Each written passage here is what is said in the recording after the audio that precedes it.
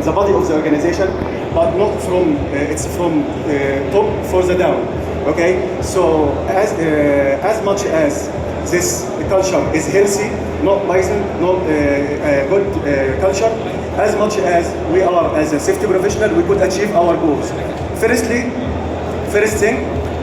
why Osh culture is important. Osh culture maturity is important. Firstly, because it's aligned the board organization of the board of the organization objective with the Osh goals. This is first thing. Second thing, it's about it's improve how we see how Osh is seeing within this organization. Is it seeing as a burden and necessity, or it's seeing as a core value and seen as integral organization identity? So all of that, it will influences how the worker behave, how they behave for the safety, how they behave and interact with the machine, how they behave and interact with the organization processes, and in the overall, in the end, it will serve to prevent accidents and improve the quality of the process overall in the organization. Thank you, Majid. Another question, which we are doing some work with Al Mirai. We're honoured to be going to one of their sites tomorrow. So, Raj, I was just thinking about how should a company sort of look to start that journey towards cultural maturity? You know, what is it at Al Mirai you're starting to do? Okay, Assalamu alaikum. Thank you very much for having me on stage.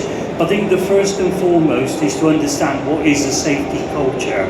So safety culture is defined in many different ways, but I would view it as it is a set of values and attributes, behaviours of leaders and individuals that depict their commitment and dedication towards occupational health and safety.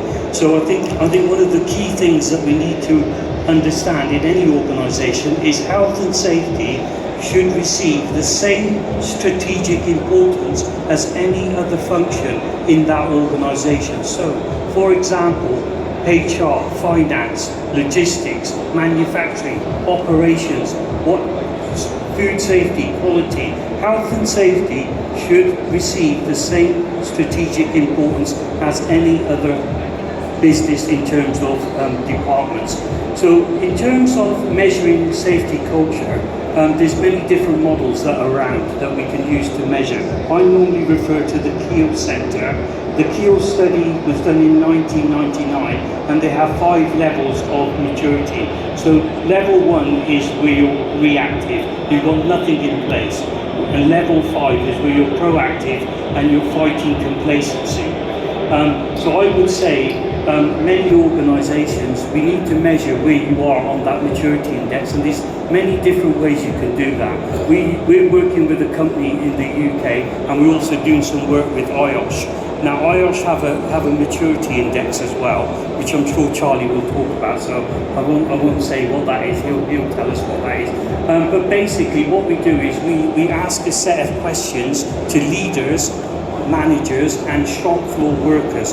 Very, very important to involve and engage the workers, because it's very important to understand what is their perceptions of health and safety. So you ask a set of questions to those 3 sets of leaders, middle managers and also the workers, and what we do is we use 4 pillars: purpose, proactivity, people and purpose. So we look at those attributes and we ask the questions, a set of questions, and they have to be anonymous.